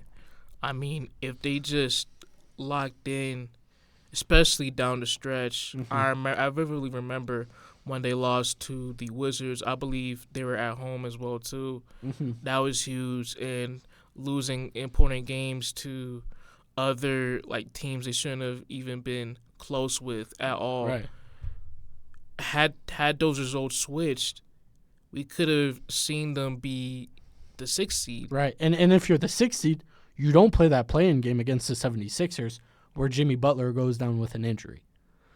And those are the things that might not look huge in the regular season when you're like, we were the 8th seed last year, we can do it again. No, like it's important to get that rest. Like, yeah, Jimmy, we do want you to take the regular season seriously because you get a week off during the play-in games to rest back up. And it's stuff like that where you kind of wish, you would have pushed for that 6th seed. Now you would have been playing a Milwaukee Buck team without Giannis, without Dame, even without Chris Middleton during some stretches. But instead, you played by far the best team in the East. Yeah, for sure. And I honestly would have had Miami reaching the conference finals again if they're in that 6th seed. I mean, that side of the bracket's definitely favorable. For sure. Hey, that side's food. Yay. That side's food. Bro, hey, if y'all don't make the conference finals, Randall or no Randall, damn. Nah, if we have Randall, this is easy conference finals. Hey man, I wanna play y'all in the conference finals. So I wanna play y'all. Hey, y'all better be ready. I wanna play y'all. I obviously think we're gonna lose that series, but you guys are like the championship level. I wanna see how far Knicks are from that. Okay, that's fair. But shall we move on to this next series? You don't want to do a wager? You don't want to bet on that series if we do meet up? Oh, we will, but we don't have to talk about it when there's still a whole another round and Knicks haven't even made it out of their first round. Oh, you scared of Philly? I'm not scared. I think series is over tonight. Oh, okay. But by the way, or if we want to get into this series now, what the 76ers owner did, the most pushy shit I've ever heard. What? Buying 2,000 tickets and giving them away for free. Look. If I was like if James Dolan did that to Knicks fans, I would love it. But what I'm saying is he doesn't have to do that because Knicks fans are gonna pack the house regardless. The fact that Philadelphia has a playoff game, and your team is supposedly on the verge or looking to be looming on a 3-1 comeback, and you're having to give free tickets away in the playoffs so that you don't get overtaken by the Knicks fans, that's shameful. I mean, bro, it's desperation. It's pure desperation. You just can't have in your home stadium. You can't have your stadium having chance of fucking be like That's pretty cool. those chance of like them saying "F you" to your best player on your team. Like they had to do something. Don't about forget the situation. there were Jalen Brunson MVP chants. There were Let's Go Nick chants. There was that. Yeah. And I understand that you don't want that to happen. I understand. From the owner perspective, I do understand it. But I'm saying the fact that he has to even take that step, like the fact that I understand Philly's a football town, but you're telling me you can't pack the house in a playoff game? That's crazy to me. Mm-hmm. That's crazy to me. But I actually have two phrases for this series. What fucking bead? No, well, close. It's Embiid is the dirtiest player, which I will actually argue that outside of Draymond. And then 2, when will they start building around Maxey? I couldn't wait to talk about this series. I'm waiting all week for this. Bro, waiting since the start. It's gonna be generational. Which one you want me to start with? The Embiid injuries, or when are they gonna start building around Maxey? The Embiid. All right. Let's start game 2. Or no, which one? Game 3, excuse me. When Joel Embiid, running up court, Tyrese Maxey Kyle Lowry. Not even initiating a set yet, just holding the ball up court. Knees Isaiah Hartenstein in the balls. Yeah. Okay. Called an offensive foul, reviewed, no flagrant. Interesting how you can knee a player in the NBA, and if you're not Draymond Green, nothing happens. Okay, but we'll move on. 3 minutes later, Mitchell Robinson gets an easy drop-off pass from, I believe it was Dante DiVincenzo. Mm-hmm. Tries to go up. Everybody saw the play. Grabs Mitchell Robinson's right ankle, and it just doesn't look good. Clearly dirty. I believe he should have been ejected. Yeah, right. Which, look, fouling Mitchell Robinson is always a good play. Always a good play. We've seen the Hacker Robinson become a thing for playoff teams. That was dirty. Just going, because we know if somebody does that to Embiid and Embiid gets hurt, that player's getting suspended. Mm-hmm. Third play that game. Same game, by the way, for those listening. Embiid takes a fadeaway shot from the mid-range, mm-hmm. and on the release, his leg goes a little bit high and kicks Mitchell Robinson. Yeah. That one, you can argue it's dirty, you can argue it's clean. I just say it's an unnatural shooting position. Yeah, you could say it's unorthodox, whatever. I'm not going to beat him up too much on that. It does look like there's just a pattern, though. Mm-hmm. You could argue that. But let's move on to Game 4, shall we? Yeah. Game 4, and I honestly shouldn't even be bringing this up because he basically won us the game with this. When Jalen Brunson was just running past him in the paint, and he just, shoves him. Now, to be fair, Jalen Brunson ended up putting up a franchise high, Knicks franchise high in playoff points after that game, which, thank you, Embiid, for getting that man mad because that he went off after that. But that was, just dirty out of the blue, just bumping him. And then following that, in the fourth quarter, Josh Hart driving, Embiid blocks him, or fouls him, blocks the shot, steps on his foot accidentally, keeps backpedaling, looks at his leg, steps on his leg. And you know what's crazier? To all the lunchroom debate supporters, I never thought I would see the day where you could send 4K visual evidence to somebody and they would deny it. I send a clip to this man, Dibo. Slow motion. You can see Embiid look down at Josh Hart's leg, step on it, and this man, Dibo, with 4K cameras, is trying to make the argument it was out of his periphery. So now we're going into players' heads. Instead of just looking at him looking down at a player's legs, we're going into players' heads and saying that, oh, it was out of his peripheral vision. Come on. And then Game 5 obviously had the flagrant foul late in the game. Smack Brunson upside the head, too. Yeah. Trying to block his shot. Yeah. Which, like, he's been the dirtiest player this playoffs without a doubt. Can we agree there? I mean, sure, yeah. And I don't know. I think that there's just... Like, if this was Draymond would have already been suspended for a game, is all I'm saying. I mean, well, when you compare the two, Draymond obviously has the track record. Extensive history, yeah. Sure, but I'm just saying, okay, like, yes, we can say that Draymond has a track record. But at the end of the day, did this player do X? Did this player do Y? And did Joel Embiid commit a dirty foul? Yes. Did he commit 3 dirty fouls in the game? Yes. Did he follow it up by committing 2 dirty fouls the next game? Yes. That's all I got to say. And I honestly don't even want to talk too much about it because it is what it is. I actually want to talk more about the second phrase. Okay. Which is when are they going to start building around Tyrese Maxey? Never. They should. No. Look, I'm sorry. Come on. I'm sorry. Look, we've seen what Embiid will do for you in the playoffs. Okay. And look, I've been adamant about this, especially in the group chat. I've been saying that Tyrese Maxey has been their best playoff player this series. Tyrese Maxey this playoff series has shown me has performed better, in my opinion, than Joel Embiid has ever performed in a playoff series. All right. I'm just going to give off a statistic before we go fully into this. Yeah.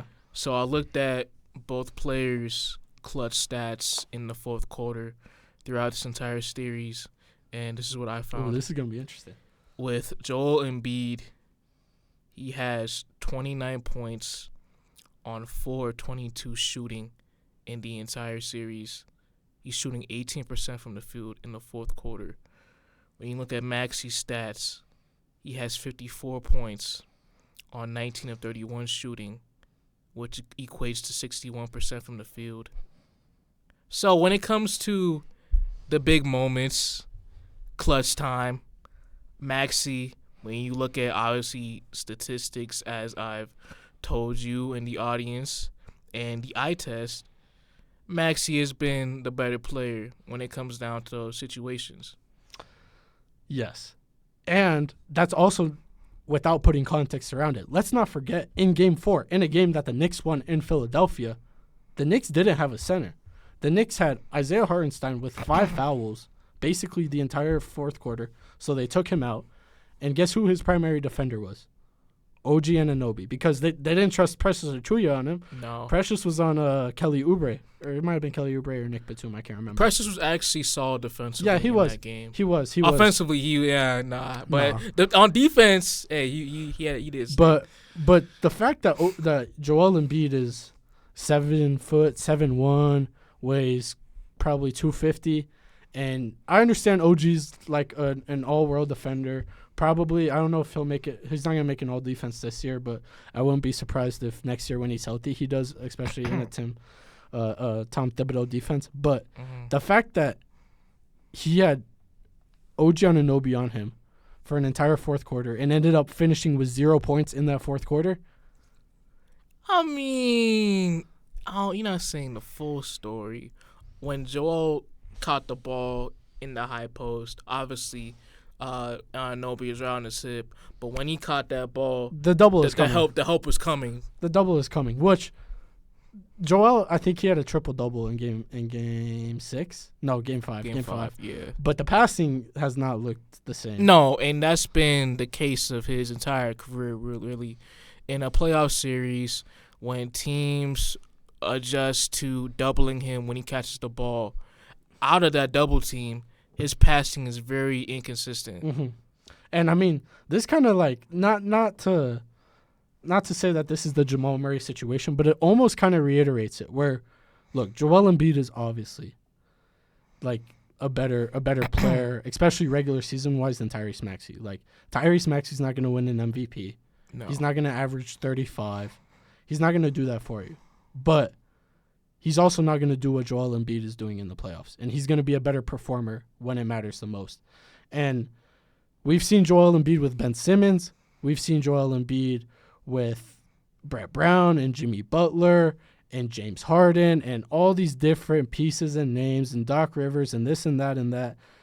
And he just has consistently been a non-factor in the playoffs, especially when you want to talk about the second round and what's happened there.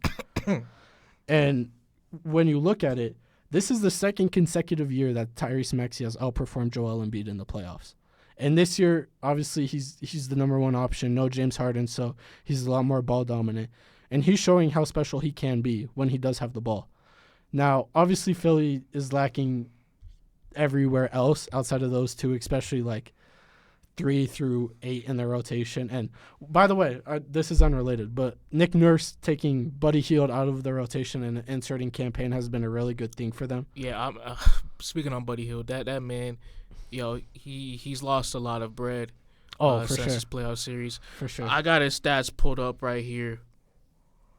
0.7 points, 0.3 rebounds, Yeah. 0.3 assists on 14% shooting. In games 1 and 2, he was 0 from 3. Games 1 and 2, you could argue he was the best Knicks player. Yeah, exactly. I mean, Buddy Hield, I knew, I don't know if you knew, Matt, but into this playoffs, I didn't think he was going to have an impact at all. Mm-hmm. I don't think Buddy Hield is that impactful of a player to begin with. A guy that needs the ball in his hands to be productive, takes a lot of three-pointers when the three-point shot is not hitting, which he hasn't been as elite of a shooter compared to his name.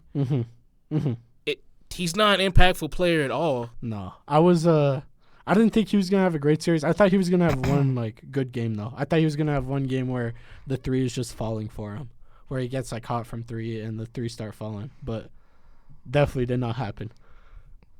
Bro, are we gonna give Buddy Hield the ball that many times, that many looks, when he's already a cone defensively? I mean, and brings you next to nothing all around except for shooting the basketball. I mean, I'd rather have I theoretically would rather have Buddy Hield spotting up from 3 than Tobias Harris.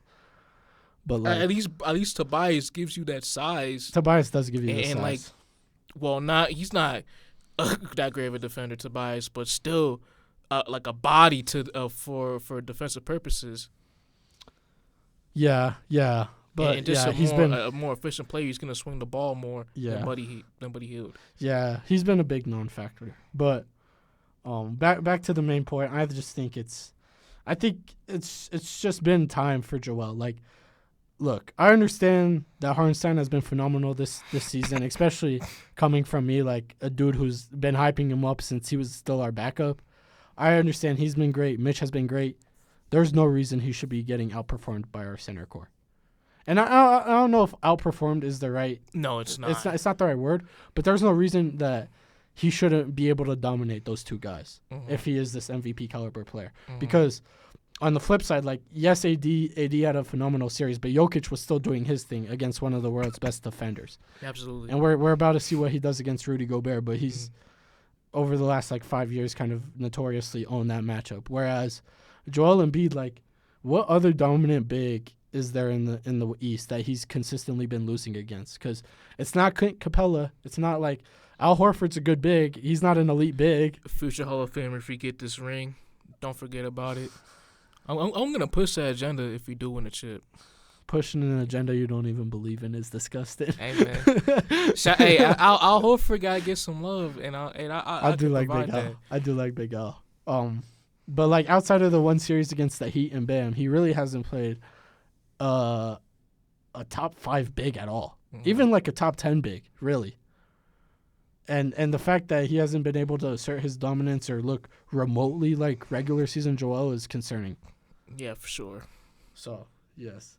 And then if we talk about the Knicks, man, this is what we knew Brunson was going to do. Set a franchise record. This is what we knew he was made of. Yeah, man, I was kind of clowning you on the first couple of games with his poor shooting, but since then obviously the game 4 Mm-hmm. prime time Even game in 3, Philly, game 3, 40 piece too. the games on the road basically he's been turning it on a whole nother level. They're not games on the road. That's a Villanova guy. That's a guy from Philly. That's his hometown. Oh, okay, yeah, That's his hometown. right. But Yeah, we get it. Knicks fans are great. But Best in the league. Yeah. we do got the best fans in the league. Thank you. That's But the one thing I'll say, I don't like. Yes, obviously he shot horribly from the field in games 1 and 2. Didn't look good. The one thing I will say I liked is that he kept his aggression. Because every time he tries to get into the paint and do his little mid-range stuff and post work, it makes the defense converge. And because of that, we saw games 1 and 2, Miles McBride blossom and have a great three-point shooting game because he was getting open looks when the defense converged. We saw Dante DiVincenzo, who he hasn't played great since game 2, but game 2 he had a really good shooting performance where he shot over 50% from 3 because he was getting those good open looks. Josh Hart was great in the first 2 games because he was getting those open looks. So, like, for me, and we'll get into this with the Tyrese series, like, even if you're not shooting great, just being that one option and consistently being aggressive and attacking while you know you're the focal point of the defense's matchups and adjustments opens it up for other players, which I like. I want to get into this talking point, and that is effort. In this series, throughout New York, man, they've clearly beaten You know why? Philly in that department. Why is that? Head coaching. For sure, You know head coaching. what coaches bring in that. But also because of the personnel as for well. sure. You look at the Knicks, Josh Hart, Best offensive rebounder in the league. for sure. That brother's a demon. I don't know because he's 6'4". He's 6'4", guard. Crazy rebounder, man. So you got guys like Josh Hart, Hardenstein, Robertson when he was available in this series, OG, DiVincenzo, just guys that bank on that hustle and bank on being aggressive on the boards. And for a statistic in this series, the New York Knicks have out-rebounded Philly 67-48 when it comes to offensive rebounds. And in the playoffs, when the game slows down and players are less efficient, offensive rebounding is one of the most crucial components to consistently win a series. And the Knicks have been killing it so far, as they did last year, obviously, in that Cavs series in the first round. But this is also a thing, like, when we were talking about the Heat taking the regular season seriously, this is a thing the Knicks have done well the entire season. I think the Knicks were either 1 or 2, finished first or second in offensive rebounds. And so it's not like they just flip a switch once the playoffs start and they start rebound hunting. No, like, this is a team that has, like, put their effort towards it for 82 games. And like, now you see the effort. Like, now you see, like, teams actually have to start boxing out because in the NBA, when teams don't box out, it leads to offensive rebounds. And the Knicks are always crashing the glass. And so it kind of shows, like, when you do play the right type of basketball in the regular season, it's going to lead to the same success in the playoffs. Go New York, go New York, go. It's like go practice New makes York, perfect, go New except York, go. except practice is regular season, perfect is playoffs. Yep. Shout out Tips and the crew. Fought their ass off all 82 games. Yeah. A little bit worried about their fatigue down the line with them getting a lot of heavy minutes throughout, but so far so good, man. Yeah. Which series do you want to move on to? The 4-5 or the 3-6? Oh, damn. But we should have gotten these two out first. We can wrap them up quickly. Yeah, bro. I don't even got any notes for these series. I forgot on my computer. I will be completely honest. I actually got some. Let's talk about the Cavs and Magic series because I got something I want to say about it. I got a statistic on my phone right here. Okay. In the 2023 playoffs, the Cleveland Cavaliers had the second worst offense. In the 2024 playoffs, the Cleveland Cavaliers have had the worst offense. It's time. I don't care if you win the series. I think they will win the series. I don't care if you win the series. It's time to blow it up. the double big, small backcourt just has not looked good. You brought in the experienced wings that you thought could help in a Max Strus, and it just has not looked good. The offense continues to have these problems when we get to the most important parts of the season. The fit just doesn't look to be there. It's time. You have a lot of talent, but you also have a lot of question marks. And so I think this is arguably one of the most important off seasons in Cavaliers history, but especially recent history. And I just think that it's time to blow it up. One of the guards and one of the bigs got to go. I know one of the players that needs to be let go, and I've said this before, even with today's episode. Darius Garland, that's the easy man out of this equation. He got no value right now, though. That's the problem. That's true, but at the same time, the fit is not there. The lack of aggression, impactfulness as a player overall. And I was very high on Darius Garland dating back to his breakout year when Cleveland was a playing team.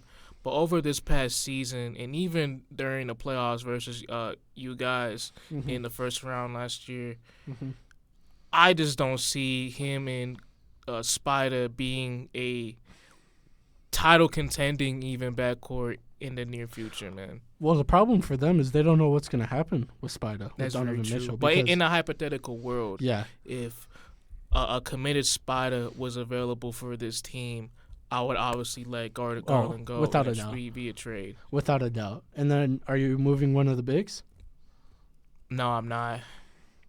I don't like the front court. I'm sorry. I feel like I don't think it's been as misconstrued during this series because the Magic don't really have the spacing. But I think especially the Porzingis loss is a big one. But if Porzingis was still playing for the Celtics and the Cavs go through, I think with that Celtics 3-point shooting and their spacing, I think the double bigs could be really exposed. Mm-hmm. And let's talk about Cleveland shooters real quick. They've been abysmal this series. And we were both hyping up the accusations, Kobe Altman, their GM, the moves he made during the offseason. But you look at their numbers statistically versus this Magic team, a young and inexperienced Magic team, they're abysmal. Max Strus shooting 26% from three. Karis LeVert, he's shooting 33% from the field in general, 27 from three, only got a measly 7 points off the bench. Isaac Okoro shooting 30 from the field, 31% from three. George's Niang has been god-awful. I don't even know why J.B. Bickerstaff has this man in a rotation that has been giving him minutes all over the past few months, really, consistently. He should be completely out of this rotation. He's shooting 28% from the field and 0.9, less than 10% from three. Yeah, that's awful. God awful. That's awful. Yeah, do you want to guess who the scoring leader is for the Cavs?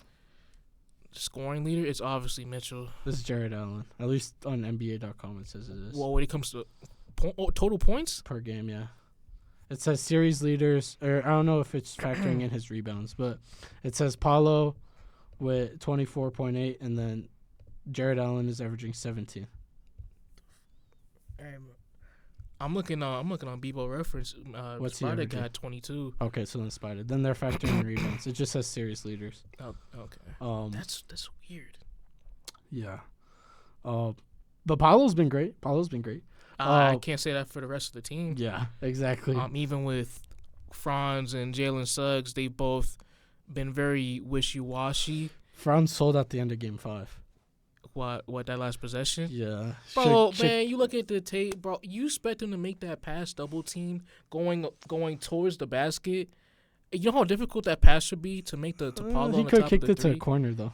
I mean, at the same time, bro, you look at full game speed. It's a huge difference. I don't know. You're not making that pass. I don't know. I'm also not taking the ball out of a dude who has 39 points in the final possession. That is fair too. Yeah, that is fair too.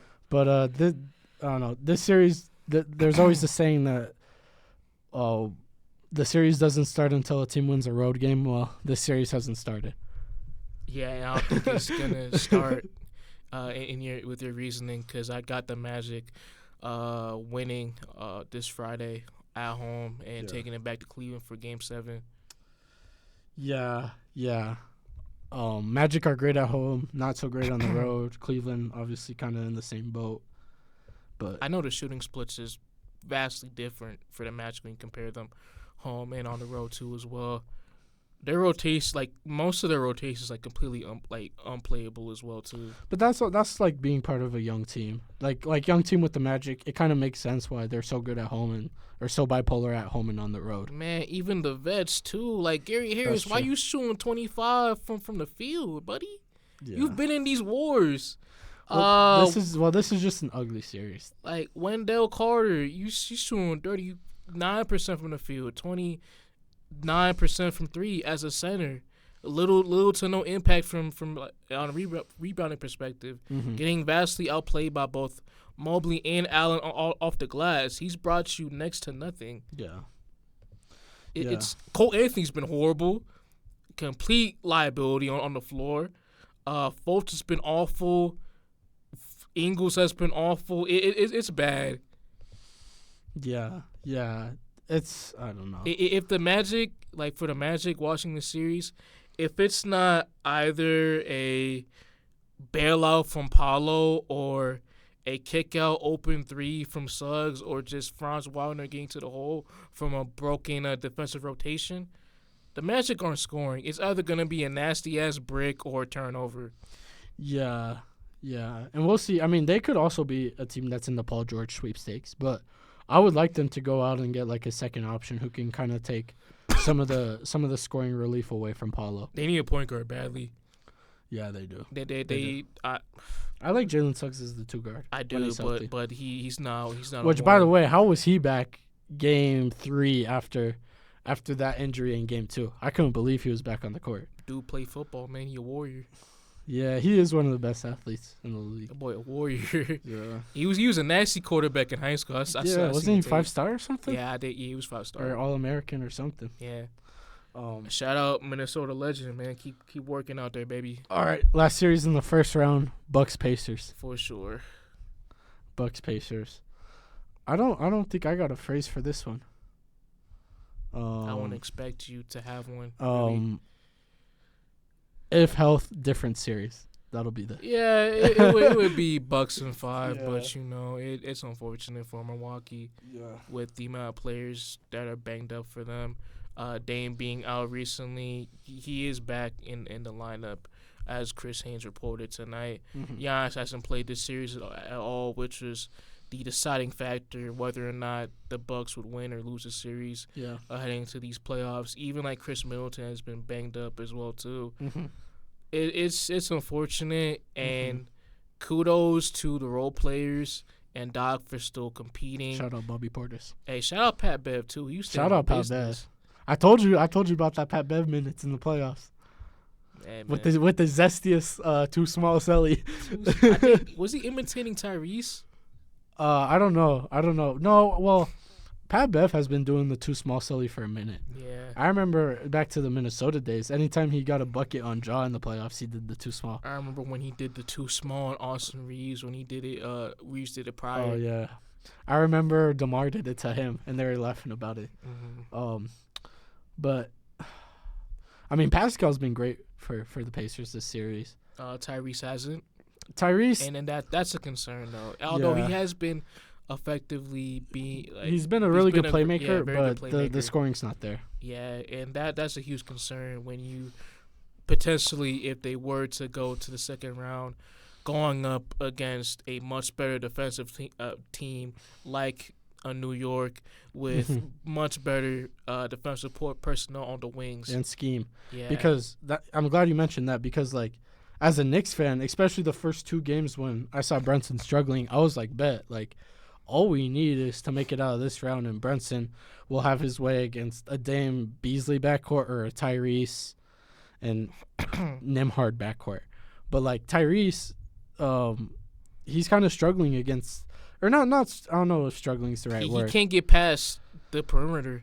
He can't get to the paint. I also just don't like the lack of aggression. Like I mentioned, like for Brunson's sake, like how the aggression opens it up for other players. And like Tyrese is a really good playmaker, so he's gonna be able to open it up regardless. But the looks will, I just think, be better as once he's more aggressive. For sure. And if you're not getting by your initial man in those 1v1 situations, when you're going, if you go up against a Knicks team with guys like Hart and DiVincenzo, who are very good on the perimeter being defenders, and McBride as well too. And I forgot to mention, but he has had a phenomenal series off the bench as that 6-man role. Yeah. Shout out McBride. But yeah, it's really been a Patrick Beverley series, I guess. But I saw this on the way here where Chuck was saying that Pacers got to close out the series tonight because if it goes to Game 7, Milwaukee's winning. I agree with that. This is a must-win game for the Pacers, and they got to wrap up business tonight, which we could probably check score right now. Last time I checked, it was like the third quarter. Pacers beating them by 15. Okay, so they took care of that must-win game. At least it looks like it right now. Sweet. Unless Dame wants to turn into like Dame, into Dame Dollar. Or first half Game 1 Dame. He might be looking at Cancun already. Yeah, which I mean, we might have to do a separate, or next week we might have to do an episode just talking about off seasons for eliminated teams or something. Yeah, for sure. Or do you want to wait until like at least the finals, something like that? Yeah, we could wait. That'd be a very interesting episode. But yeah, because like the Bucks are another team that falls into that category where they got an interesting offseason. Need to get more athletic. Hopefully, Andre Jackson gets more minutes. He looked very solid. I like Andre Jackson. Yeah, I don't know why he get less minutes than Pat Connaughton and Gallo. So. I'll tell you why. Why? Head coach. Yeah, Doc don't like rookies at all. Yeah. Because why was Tyrese Maxey when he was a rookie? Why was he getting less minutes than George Hill? Tyrese Maxey was hitting game winners in Atlanta rookie season. You remember that? I can't remember if it was Game 3 or Game 4 where he hit the game winner. And George Hill was getting more minutes. Yeah. Clearly out of his prime, George Hill. No offense to George Hill. Hope you're doing well, buddy. You had a great NBA career. Loved you with the Pacers in Indiana. But when he was on the Sixers, he wasn't really that impactful. And Maxey obviously would have been a much better boost for that team than Hill in that postseason run. All right, now that we've talked about every first round, I wanna talk about, or I wanna ask you a question before we move on to our second round predictions. What has been your favorite and least favorite series so far? Ooh, least favorite, I'm gonna go with OKC and New Orleans. Obviously, fair. It was just nothing to look at really, other than that Game 1 ending. But the most exciting series, obviously Sixers Knicks. Yeah. Bro, going on X during every game is hilarious, bro. Yeah. Yeah, bro. Philly and New York fans going to war with each other. It's a blast. Yeah. Don't worry. If Sixers win tonight, I'll just say the excuse that Knicks are a team of the people, and they wanted to extend the series to 7 so everybody could enjoy it. Oh, you got the script? I got the plan already if we lose. Oh, okay. But don't worry, I won't have to use it. Yeah, and it's like watching Knicks fans crash out over Embiid. It's funny. Even though Embiid, like some of the stuff Embiid it's been justified. doing. Yeah, it is justified though. It's justified. But this has been my favorite playoff series. Yeah, it's just great, gritty, hard fought playoff basketball. So with a ton of late game heroics too, especially from the guards. Oh yeah. And it's been like late game drama every game. Obviously Game 5, Knicks 6-point lead, 28 seconds left. Game 2 when find a way to blow it. Game 2 when they're down 7 and they score 8 points. No, they're down. I can't remember what we were down, 7 or something, and we score 8 points. In the last 30 seconds. What was the other game? Game 4 even was down to the wire. Was really down to the wire, except until like the last minute or two. Embiid should have took the jumper Bro, he took the midi. Embiid also sold them a little bit earlier that game. That brother foul baited. Well, Tried to get the foul inside. There's a surprise. There's a surprise. Yeah, But no, it was like 2-3 minutes earlier where Joel started like full court pressing Brunson on his own, and then Brunson got the super easy layup on the other end. Yeah, that was dumb from Embiid. Yeah, that was not. That I don't know what my watch is doing. That was definitely not in Nick Nurse's game plan. For sure. But all right, second round predictions. We both got Thunder Mavs. Who you got winning that series? That's super hard. It can go either way. I'm gonna go Mavs in 7. It's gonna be a hard fought series. I actually got Thunder. In how many games? I'm thinking 6. I think that the Thunder are a much better team than the Clippers, and they're also much healthier. Mm-hmm. And I think them resting these last couple games, one, that actually might be a bad thing, but I just don't think that the Clippers have a big like Holmgren, and I think that stretchability is really going to be the key for the Thunder in the series. Yeah, for sure. Plus they got a lot better defenders. Yeah, compared to Zubac, obviously Holmgren is a much offensively gifted player, especially on the perimeter. And for both Lively and Gafford, their feet outside the paint defensively, it's not great for both of them, especially Derek Lively. Yeah. So that could be a huge mismatch for OKC moving into that series. But I just think overall with the firepower, the two main guys, they do got the top end. Kyrie and Luka, they have 2 of the 3 best players in that potential series. I would have Dallas pulling it off.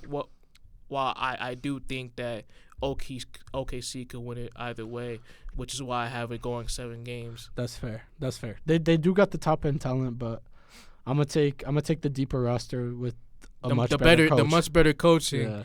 Yeah, J Kidd, he's the deciding factor for this. Yeah. Let's move on. Let's move on to the real series, like everybody's real series. Timberwolves Nuggets. This is basically World War III. War. Yeah. War. Yeah. I have Denver pulling it off in 7 though. Yeah. If Timberwolves had home court, I think Timberwolves might have this. I actually think the Timberwolves are the Nuggets' toughest matchup. I think the Celtics are a better team than the Timberwolves, but I think matchup-wise, the Timberwolves are a tougher matchup for the Nuggets. Just off their big depth alone with Gobert, Cat, and Naz Reid, having that many quality bigs to go up against Nikola Jokic to somewhat slow him down. And you also got the perimeter defenders in Jaden McDaniels, Anthony Edwards. Even Mike Conley was really good. Don't forget about Nickeil Alexander-Walker. Facts. Big guy had a great series against Phoenix as well. Facts. The Kyle Anderson minutes, you could probably cut those low-key. Nah, that's mids. That's mids, yeah. But those are mids. But, yeah, give me the Nuggets. Last year I said that it looks like we're in a dynasty in the making, and I just think that we're headed that way. I don't think dynasty's on the way. It's super hard to win in this modern NBA consistently. Yeah, but I mean, I got them winning it this year. I know you don't, but hence you don't got the dynasty. But let's move over to the East. Celtics. Do you still got Magic winning that series? I have Orlando winning in 7. Okay, so Magic, Celtics versus Magic. Orlando's length, especially with Jonathan Isaac, they can cause a lot of problems. But with just the pure lack of spacing they have and this overall lack of offensive weapons compared to our team, it's not going to be a long series. I got us winning in a sweep. In a sweep? You didn't even sweep the Heat. But Miami got a much better coach and Spoelstra, and but they got a worse roster. They have the better offensive spacing and like talent outside of their best player. Yeah, true. The Magic actually have been a pretty good matchup for the Celtics if we're going off the regular season. But with that being said, I got Celtics in 5 against both of these teams. Have you seen the Magic offensively, bro? It's not a pleasant sight, brother. What was the record this season? I know you guys blew them out in Boston. The game. I remember the game he lost this year, it was in Orlando. Because I remember they swept you regular season last year. No, he didn't. No, he didn't. Yeah, they did. What? Was it last year or 2 years ago? I think it was 2 years ago. It was 2 years ago. But they've been like, for the Celtics to lose a season series against a team is pretty rare. To get swept is even more rare. Mm-hmm. So, but either way, I got Celtics in a convincing way. How many games? I said 5 for either. Okay. 5 for either. For Cleveland, But I got Cleveland winning. Yeah, if we do play Cleveland, they could cause some problems. Maybe their shooters can get hot one game, but I don't think it's gonna be close. I got us beating them in 5. Fair. Then let's move over to the last second round matchup. Who you got for Knicks Sixers? I got you guys beating Philly tonight in 6. Okay, bet. Yeah, we both said Knicks in 6, huh? And then it looks like Pacers are going to close out the series. Yeah, so that wouldn't matter. So we both have Knicks Pacers. Who do you got? I don't know what's going on. And Milwaukee's going crazy. I don't know what's going on. It's going crazy. Oh, I have New York beating Indiana in 6. Yeah. I got Knicks in 6 again. I honestly think it actually might be Knicks in 5. But I don't know. I'm really curious for this matchup what the defensive scheme would be, because personally, I would rather live with Pascal beating me than Tyrese. Mm-hmm. But I wonder if Tibbs is seeing what Tyrese has been or what Pascal has been doing this first round, and decides to put the scheme around him.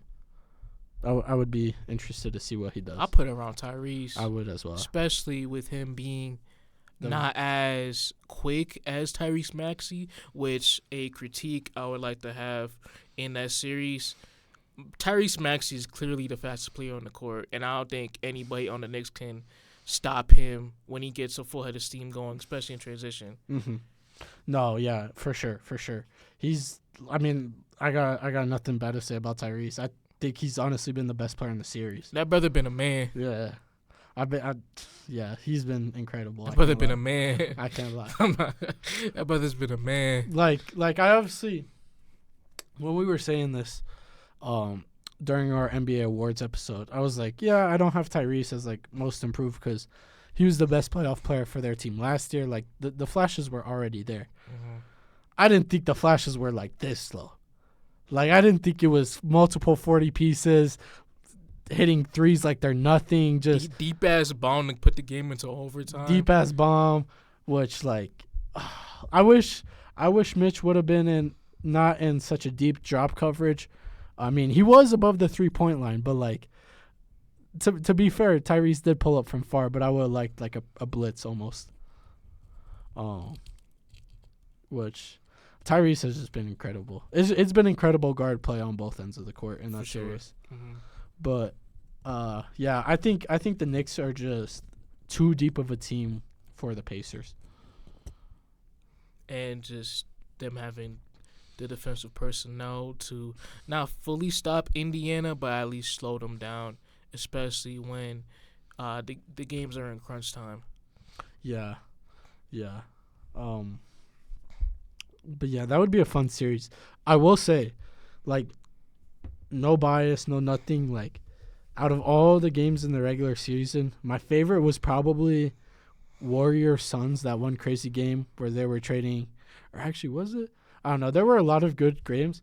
I'll say this. My favorite Knicks game by far of the regular season was Knicks Pacers. And it was like a playoff environment. It was when I can't remember when. It was probably January or February. It was when Tyrese like was first coming back from his hamstring injury. But that was one of like that was a crazy game. That was playoff atmosphere during the regular season. Both teams diving for loose balls. You had some dirty plays from both teams. Like, it was playoff basketball during winter basically. Mm-hmm. And so I'm really excited to see that series. I think Knicks might be in for like the most entertaining first round and most entertaining second round series. For sure. Actually, no. I think Nuggets Wolves will be most entertaining second round. I mean, There's a way. There's a way it's not. But yeah, it's just too balanced, really. But I mean, that's like what everybody's looking forward to. Mm-hmm. That game's gonna get some good viewing. For sure. But I mean, overall thoughts on the first round, entertainment wise. 7.4 out of 10. Fuck, extra decimals. 7.4 out of 10. Damn, bro. 7.4 out of 10. Gotta I go. think that Like full numbers. I don't know. The West kind of didn't live up to any of the hype. Mm-hmm. I think we've got some really good games in the East. Like obviously the game where Miami shot over 50% from the field in 3 was entertaining. Mm-hmm. I think it was game 3 of the Pacers series. I want to say that went to overtime. Mm-hmm. Or was it game 4? I can't remember. But that game was probably the best game of the playoffs so far. And then obviously the Knicks series has had multiple fireworks. I'm going to give it a 6. For every single series, there have been at least one entertaining game in each of them. But overall, you can just count with one hand the amount of good series overall we've had so far. Yeah, that's true. That's true. Because there's been 3 good series in the first round? Let's see. It was Sixers Knicks. That's obviously one. Pacers Bucks.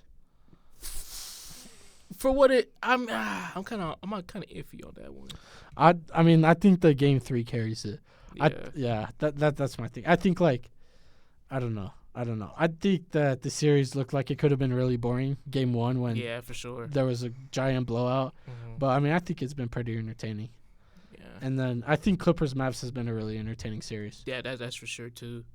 I'm honestly gonna say Nuggets Lakers for what it was. Yeah, it was a pretty So that's what 50% right there. Yeah. I mean I don't think not 50% because that's like 8. that's 4 out of 8. That's 3 out of 8. I'm counting Pacers. Oh, I'm okay. counting Pacers for me. Unless you want to count Magic Clippers for you, or Magic Cavaliers for you.